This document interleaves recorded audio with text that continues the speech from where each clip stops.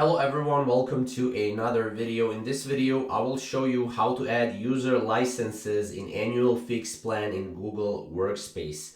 Now, for this to be able to happen, you will need to have again annual fixed plan in Google Workspace. Now, there are two different things how you can do this. So if you are in your admin console, you can go in the upper corner and you can basically search for user licenses. That way you will be able to click on it and open user licenses, and you will be able to purchase and add user licenses. You can also do this by going in the admin console, by going to the menu, going to the billing and subscriptions, and here you can click your subscription.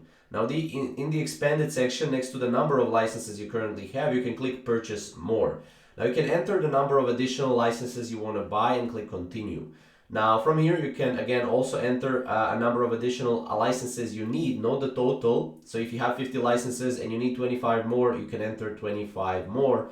From here you just check box to agree to the terms of the services. You click continue, and keep in mind that it can take up to 48 hours for the new licenses to become available. Now it's important on your annual plan you can buy licenses at any time, but you can't remove licenses to lower your monthly payments until it's time to renew your annual contract. So that's pretty much how you can do that. Obviously, it's a bit, you will need to spend some money, but yeah, that's basically what it is. So if you have any questions or if you want to see more videos on Google Workspace, you can check out our channel, and we'll see you in the next video. Thank you guys for watching.